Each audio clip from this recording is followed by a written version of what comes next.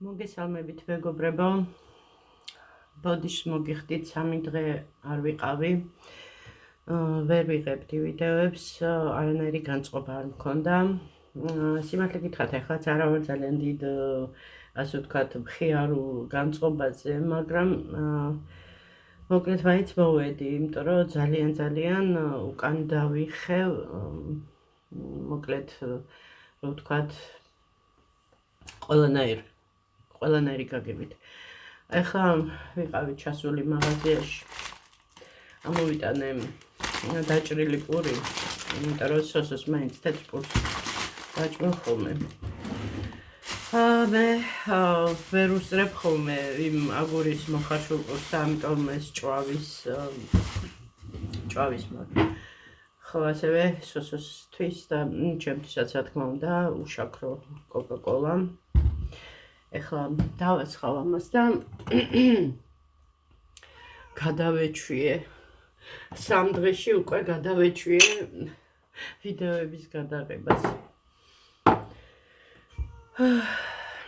ეხლა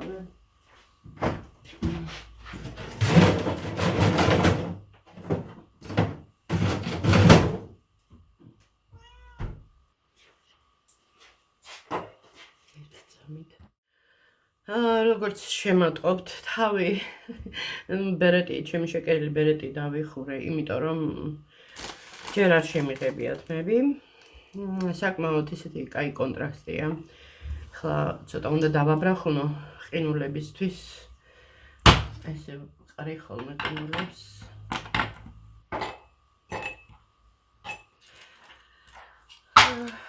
და ერთი გადამივარ და ესეც ასე.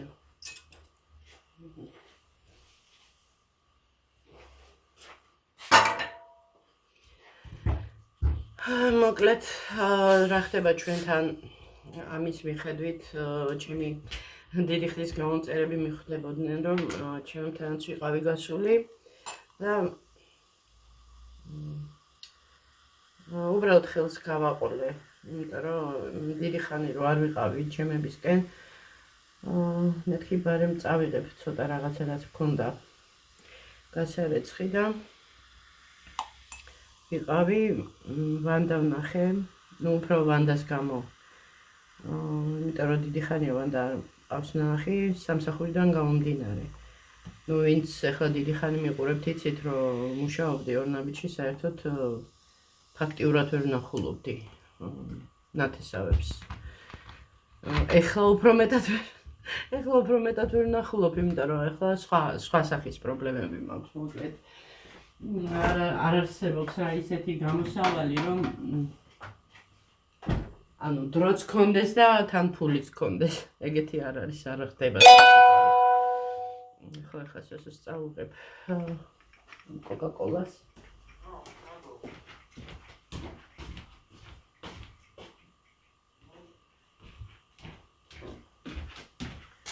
მოკლედ, ესეთი ამბებია მეგობრებო. ახლა ყავაც მინდა, მაგრამ ჯერ ყინულს დავაბინავებ. რატოღაც გონია თუ შუქია და მომატებული, თუ შუქი რაღაც სხვანაირად მოხდეს.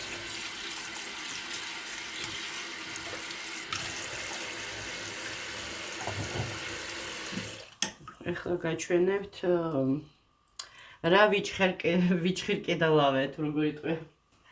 ვიჩხირკედელავე.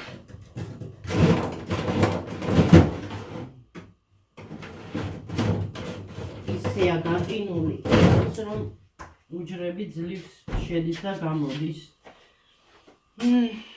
მოკლედ,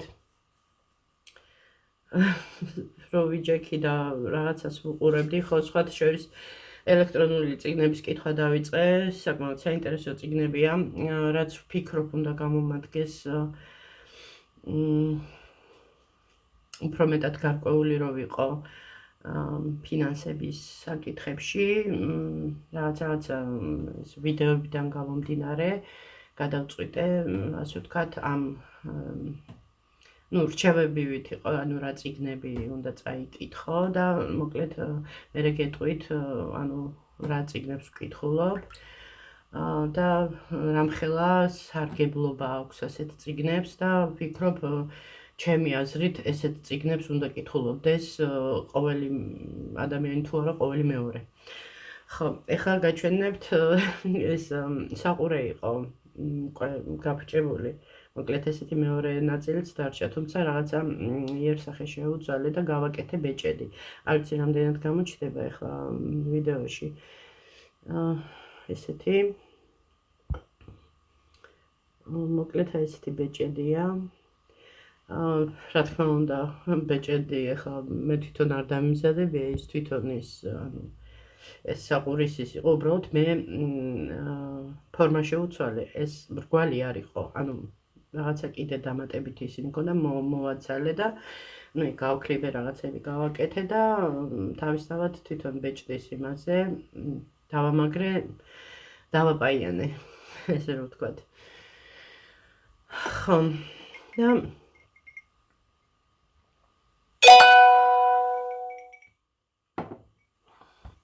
მემაპატიეთ. როცა კოკა-კოლას ვსვავ, ანუ გაზიანს, ყოველთვის ესე მასლუკინებს დავთ. ხო და ესეთი ამბები მიგობრება. არაფერი ისეთი ჩვენთან არ ხდება. გარდა იმისა, რომ სოსო სახლში მეცადინეობს, ანუ ჩვეულებრივად ხო ერთი კომენტარი იყო. ჩამორჩენით, ხო, ნუ ჩამორჩენა, რაც შეეხება ჩამორჩენას, ეს არის უბრალოდ ბავშვებთან კონტაქტი და ბავშვებთან ურთიერთობა. დანარჩენი ახლა საგნობრივად იქვეც გაგეცით პასუხი, მაგრამ აქ კიდევ ვიტყვი იმას, რომ როცა ადამიანს, ანუ როგორ ვთქვათ, ახლა ესე ძალიან ხმამაღალი ნათქვამი იქნება, ამიტომ ისე რბილად ვიტყვი. გონივრულობა როცა გააჩნია ადამიანს და იცის წერა-კითხვა და ასე ვთქვათ, აქვს უნარები, რომ სწრაფად აითვისოს რაიმე და თან უფრო მეტადაც განავრცოს ის თემა და უფრო ჩახედული იყოს ნებისმიერ საგანში, უფრო ღრმად ვიდრე ასე ვთქვათ, სილაბუსით არის ეს გათვალისწინებული. ვფიქრობ, არ უნდა იყოს ახლა ისეთი საგანგაშო პრობლემა, თუმცა ერთ რაღაცას ვიტყვი იმას, რომ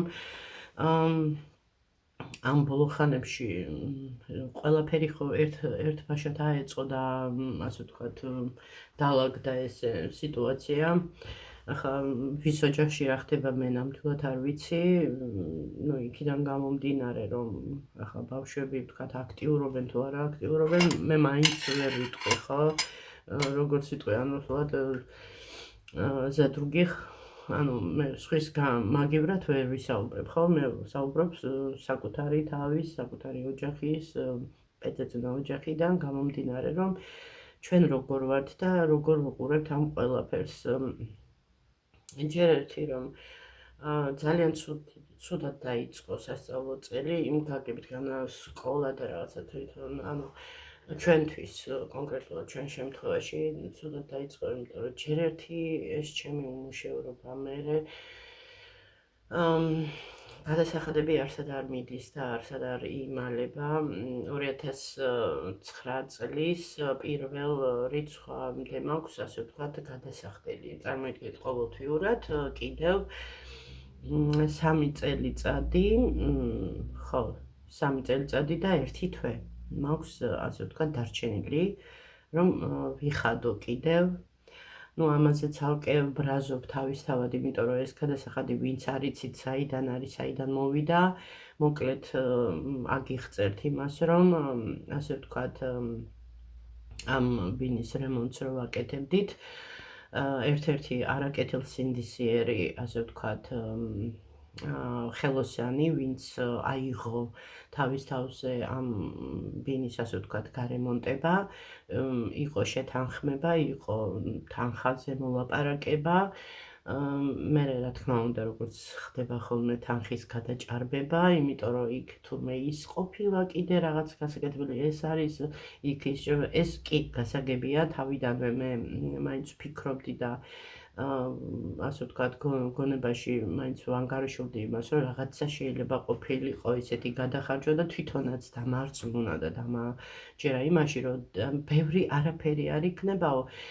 აი დიდი 500 ლარით მეტიო. ანუ წარმოგიდგენიათ ხო რა ანუ რაზეა საუბარი, ანუ 500 ლარი მართლა ამ შემთხვევაში დიდი არაფერი არ იყო, მაგრამ ამ 500 ლარს ბევრად გადაცდა, რა თქმა უნდა, იმიტომ რომ იქ იყო ვინც ერკვევით ახლა ასე ვთქვათ სამშენებლო რაღაც საკითხებში ისიც გეცოდინებათ, რომ სამშენებლო ნაგვის გატანა დღესდღეობით რა ფასებთან არის დაკავშირებული, ის რომ თვითონ ამ ხელოსანს არ ქონდა ხელსაწყოები და არ ვიცი, შეიძლება ქონდა კიდევაც, მაგრამ აი ესეთი ეშმაკური ხრიკებით, რომ უნდა დაექირავებინა რაღაცა, ну, მოკლედ 1000 ესეთი წვრუმანი რაღაცები იყო იქ, რაღაცა აკლდებოდა, რაღაცა ყოველთვის რაღაცა იყო. კარგი, თქვათ ყოფილიყო ეს და თქვათ მე მქონოდა ჩემ გონებაში გონებაში რა ფიზიკურადაც გადადებული, თქვათ რაღაცა ესეთი მომენტებისთვის რაღაცა თანხა, ხო? და ამისთვის ყოფილიყო ეს გამოყენებული, ხო? იმ პერიოდში, ну, ეხლა ბინა რომ ვიყიდე თავისთავად იმისთვისაც მქონდა ეხლა თანხა გადადებული, რომ ვიცოდი რა ხარჯებთან იქნებოდა, ხო, ეს ყველაფერი. ხო, თან ეს ხელოსანი ისე მოვიყვანე, როცა მე უკვე ფაქტიურად ხარჯთაღრიცხვა გამიკეთა ერთმა სამშენებლო კომპანიამ, საკმაოდ ძვირიდან ფასა რემონტი და ამიტომ ესეთი ბოდიშის მოხდი თუ არ ივუთხარი, იმიტომ რომ 25,000 მიჯდებოდა მთლიანად ბინის, ასე ვთქვათ, გარემონტება კაპიტალურად აკეთებდნენ, მაგრამ ძვირი იყო ჩემთვის, საკმაოდ ძვირი იყო, მაგის საშუალება მართლა არ მქონდა, რომ ვთქვათ, სადღაც გამოდიოდა 7-8,000 დოლარი თუ მეტი დაახლოებით, იმ დროინდელი კურსის მიხედვით უფრო მეტი.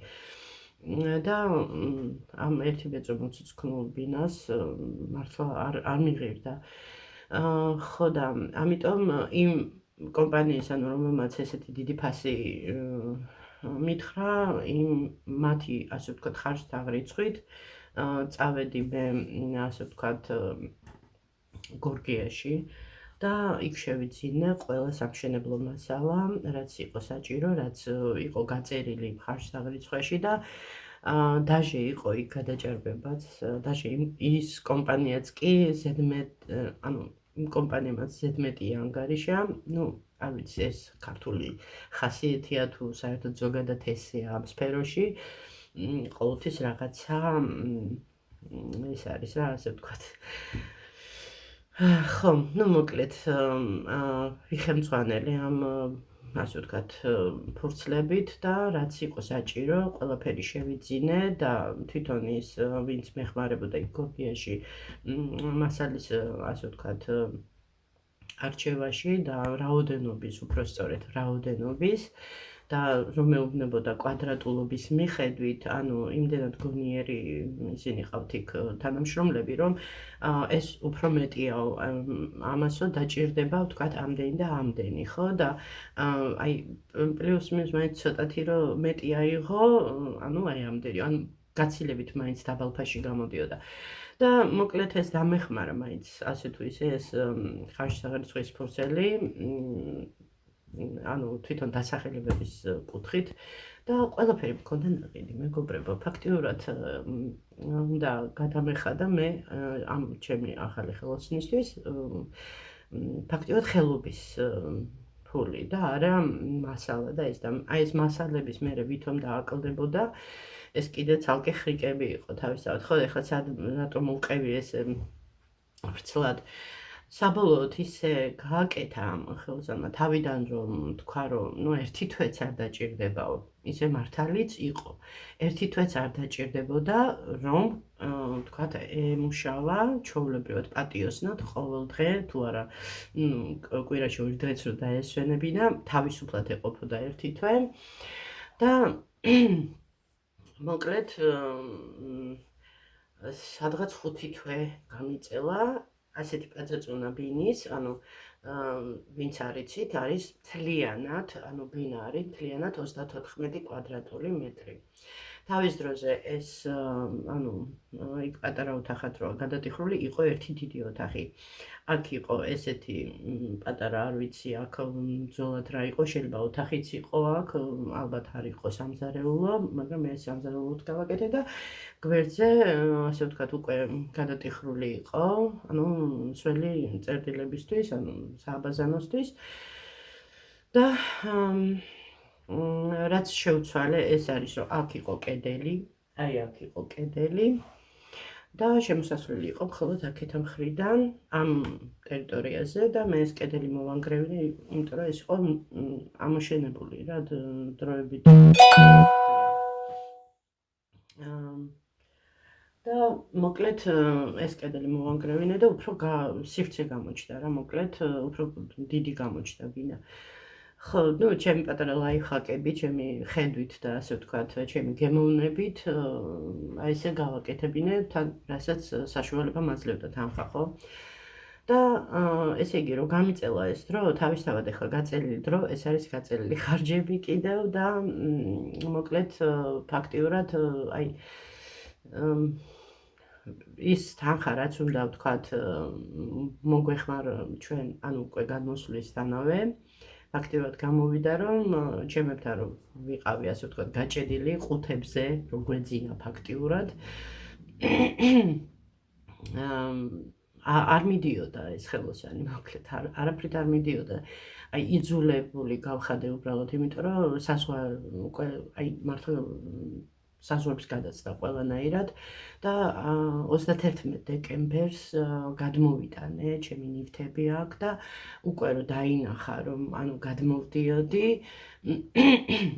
მახსოვს რომ აქ ერთი ანუ მეტლახი ერთი ფილაც არ იყო ჯერ დაგებული და უკვე აი ამთავრებდა, ნუ მოკლედ აი ესეთი იყო, ანუ ფაქტიურად მე დავაჩქარებინე, რომ დაესრულებინა. აბაზანა ნახევარიც არ იყო რა გაკეთებული, ანუ მარტო კაფელი რაღაცა დონემდე მიიყვანა და რომ მეუბნებოდა რომ აბაზანა კიდე გასაკეთებელი, არა უშავს მეთქი, იყოს მეთქი, ანუ მე უკვე მივხვდი რომ სპეციალურად წელავდა დროს რომ მეტი ფული ასე ვთქვათ ეშოვა.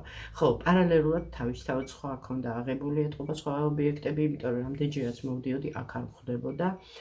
და იყო ესეთი კიდე ესეთი მომენტები, რომ თვითონ ვისთან ერთადაც მუშაობ და ძალიან ხშირად გამოიცვალა ხელოსნები, ანუ მე უკვე ისეთი დასკვნაც გავაკეთე, რომ იაფ ხელს შოულობდა, ზოგი იყო ფაქტიურად სწავლობდა ჩვენ ბინაზე, ასე ვთქვათ, რაღაც რემონტის იმებს და ამაშიც ალბათ ცალკე ფულსაც იღებდა, მე ერთ-ერთი ბიჭმა რომ გაიგო, ანუ მე რომ ვთხარი რომ მე ამდენი მივეცი თანხა და როგორ არ მოგცა თქო და მოკლედ ესეთი ჩახლართული ამბებიც იყო და ძალიან ასე ვთქვათ არაკეთილსინდისიერად მოიქცა და კიდე ანუ ის რაღაცა ნაწილი ხელფასის მქონდა, ანუ ბოლომდე არ ვაძლევდი.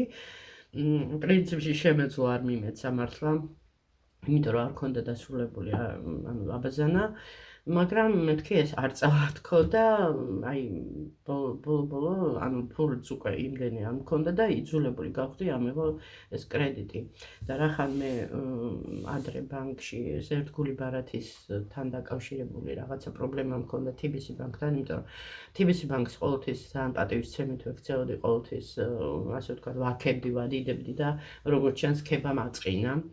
და ისე მოხდა რომ მოკლედ ნიკას ჩემ ბიჭის უფროსი ბიჭის ანგარიშიდან მოხსნეს და უკითხავად თანხა და გადმოიტანეს ჩემ იმაზე ანგარიშზე ის ზუსტად ის რაოდენობა რაც იყო ერთგულ ბარათზე დავალიანება და მე ისედაც ვაპირებდი ახლა ნიკა მაძლევდა ამ თანხას მაგრამ აი ესე გააკეთეს და ამის მერე მე ნდობა დავკარგე ამ ბანკის მიმართ საერთოდ ძალიან ხო და თან რა იყო იცით მეთქი ალბათ რაღაცა შეცდომა თუ მოხდა და რაღაცა და გარკვევას ვცდილობდით და ძალიან ისე უხეშად მოგმართეს რომ ისა ანუ მაგასო არავინ არ დაიწყებს მაგის გარკვევასო საბედნიეროდ კი საბუთები ყველაფერი შევაგროვე ანუ მტკიცებულებების, იმიტომ რომ ონლაინ ბანკით ვსარგებლობდით, ანუ ინტერნეტში შევდიოდი, ჩვეულებრივად ვხედავდი და იქ იყო ეს ოპერაციების ყველაფერი ტრანზაქციები,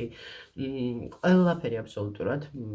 აი ეხლაც დავუშვათ ეს რომ შევიტანო სასამართლოში 100%-იანი მოგებული მაქვს. უბრალოდ პროტესტის ნიშნად აი მართლა შევეშვი ამ ბანკს ყველანაირი გაგებით და ის რაღაცა მათხოვრული რაღაც 300 ლარი დარჩა და იმის დავალიანება მქონდა მოკლედ და რახან ხო იცით მე ეს რო ხდება გაშავება ხო საგანმანში და უკვე ხანდაზმულიც არის ყველაფერი ხანდაზმულობის მიუხედავად კიდე რაღაცა კოლექტორებს უყიდიათ ეს იაფად ესე ვთქვათ თუ როგორც ხდება ხოლმე რა ეს ძველ ვალებს ყიდულობენ და მერე თვითონ ატერორებენ ხალხს და აწუხებენ და მოკლედ ყველანაირად ცდილობენ რომ რაღაც თანხა მოიღონ და მოკლედ ეგზარები კი შეწყდა ყველაფერი, მაგრამ როცა მე სოსოსთვის მინდოდა განვადებით თუ გახსოვთ მაშინ პირველი ტელეფონი საერთოდ რო არ ქონდა ტელეფონის გამოტანა უარი მითხრეს, რამოდენიმე ადგილზე მითხრეს უარი, რომ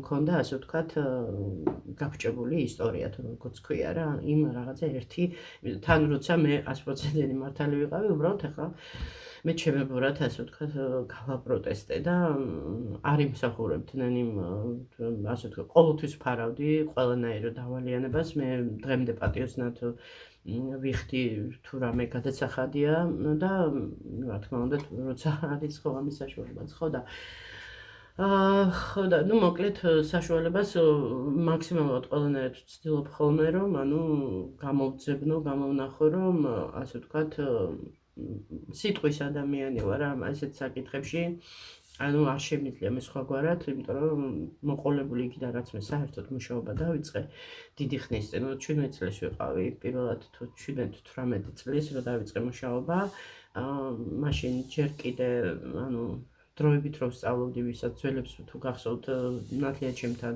კოლეჯში რომ ანუ სკოლა რომ დავამთავრე და პირველ წელს რო ვერ მოვეწყე და რომ შემომთავაზა თავისთან აი იმ დროს ანუ იმ პერიოდში რახან იმითი განხრით ვსწავლობდი იმ სფეროში დავიწყე რაღაცა დროით მუშაობა და ეს იყო ჩემი პირველი ასე ვთქვათ ოფიციალური ესეთი სამსახური სადაც საკმაოდ დიდი ანაცხოვრება მქონდა და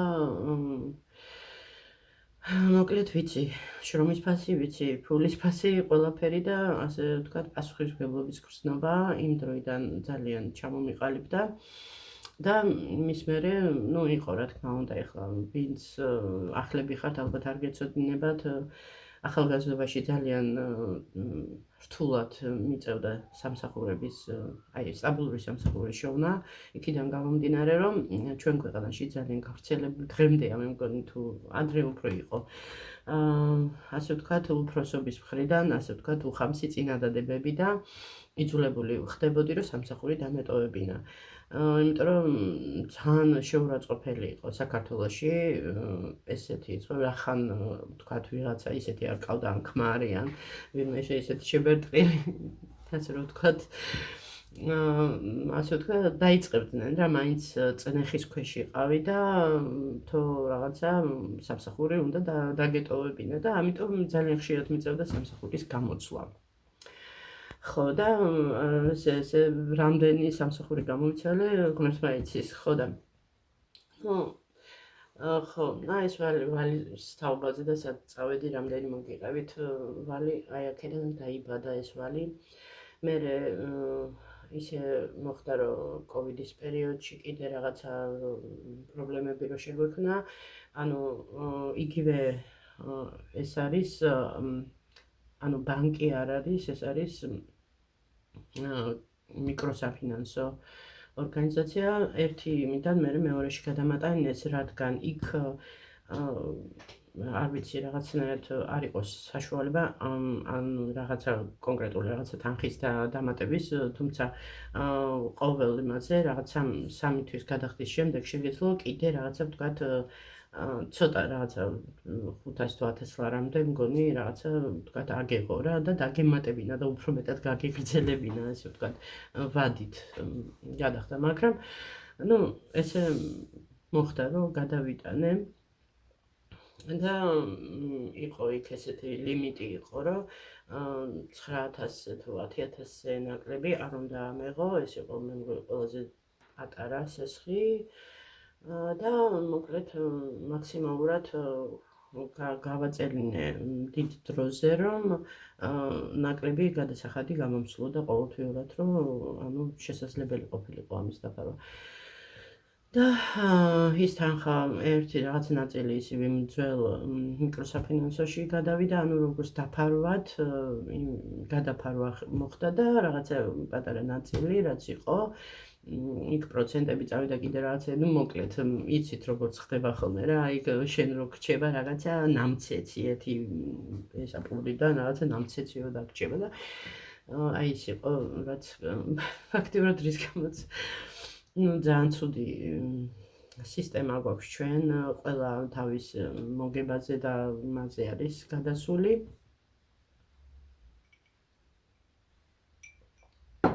და მოკლედ ესე შემჩა ეს ვალი. და ესეა დღემდე ვიხდი და რამდენჯერაც ყოველი თვე მოდის გადასახადის ყოველთვის ვბრაზობ იმ ადამიანზე, ვის გამოც მომიწია ესეთ ვალში ყოფნა. იმიტომ რომ ამან ძალიან დაგვწია უკან სამსახურის ამბავშიც, ანუ სამსახურში რომ რაღაცა გარკვეული ხელფასი მქონდა, დიდი ნაწილი, ანუ მიდიოდა ზუსტად ამ ვალის დასაფარად. იქ იყო მერე კიდე გადასახადები და მოკლედ ყოველდღიურ ცხოვრებაში ხო იცით ეგ ბავშვი იქ სკოლაში იქ რაღაცა საჩუქარზე რაღაცა უნდა დადო იქ და აქეთ ტანსაცმელი გინდა, ფეხსაცმელი გინდა, მოკლედ 1000 რაღაცა ხო? სისუფთავის ინვენტარი, თქვათ, სარეცხის მღნელი იქნება თუ საპონი იქნება, შამპუნი იქნება თუ ასე და ასე შემდეგ, ყველაფერი და რომ მოკლედ კაპიკები რო გრჩება რა საბოლოოდ ხელფასიდან და რო ვერ გრძნობ ამ ყველაფერს. ხო და რო ვთქვათ ეხლა რომ მუშაობდი და ეხლანდელ დროსთან დიდ სხვაობას მინდა გითხრათ ვერ ვხედავ. ერთი ის რომ პატარა ლაიფჰაკებით რაღაცნაირად თავი გაგვაქვს, ანუ მე ვიძახი ყოველდღიურ ცხოვრებაში და აი ესეთი ამბებია. ანუ დიდ სხვაობას მაინც ვერ ვგრძნობ, იმიტომ რომ მუშაობდი, ანუ ჯანმრთელობას ვიუარესებდი და მაინც არ ყოფნიდა და იმიტომ გავჩერდი ფიზიკური დატვირთვა, როგორც ჩანს, ძალიან უკუს გამოიწვია. თან თუ იცით და გაგონილი გაქვთ ყოფილი სპორტსმენები, მერე წონაში რო იმატებენ, ეს მართლა ესეა, თუ სისტემატურად არის მოძრავ ადამიანმა და ჩემ ასაკში უკვე ესეთი დატვირთვები არარეალურია. ეხლა ზოგ შეიძლება აქვს ესეთი ორგანიზმი, რომ იტანს ამ ყველაფერს ყოველდღიურ რეჟიმში. მე არ ვიცახი, რომ იქ რაღაცა კვირაში 2ჯერ, ან 3ჯერ არა, ყოველ დღე რომ გიწევს ესეთი ფიზიკური დატვირთვა, მძიმეების აწევა,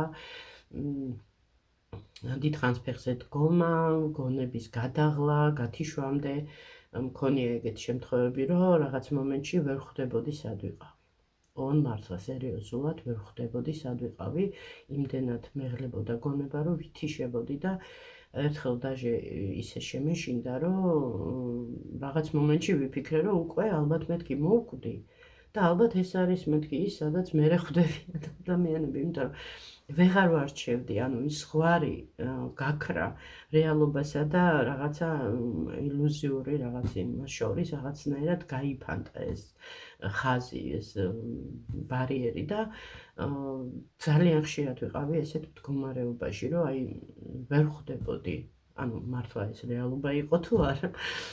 ხუმრობის გარეშე, ხო შეიძლება ზოგი უძლებს და იტანს ესეთ რაღაცას, მაგრამ სათანადოდ არაფასებენ იმ თანამშრომლებს, ვიცი, მუშაობენ, მე მინდა გულწრფელად ვთქვა. ბევრი ამას არ ამბობს, ზოგი ამბობს, მაგრამ ხალხს არ ესმის, იმიტომ რომ ბევრი ხალხი ვერ გაიგებს ამას.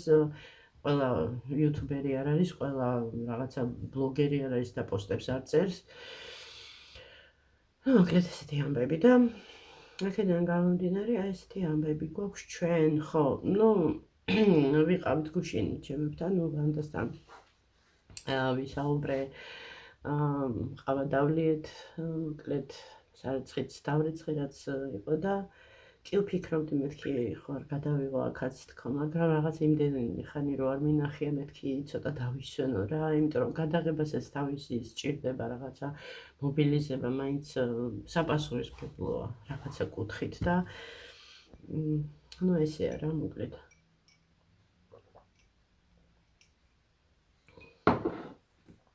ეხლა მინდა ყავა გავიკეთო და მინდა გავაგრძელო იმ წიგნის კითხვა. მე გეტყვით ავტორებს, სათაურებს ამ წიგნების, ვისაც გაინტერესებთ, რა თქმა უნდა, ძალიან საინტერესოა, სასარგებლოა, გამოსადეგია ცხოვრებაში. და მოკლედ ესეთი ამბები. კარგით, აბადროებით, დაგემშვიდობებით. ხო, მოლოდინი ვიქონიოთ, რომ ხვალაც ჩვენ რეჟიმში მოვალ. ხვალ არის 18 რიცხვი. ну, ეს დღეს არის 17, ხო. კარგით, აბადროებით, გაკოცეთ და დროებით.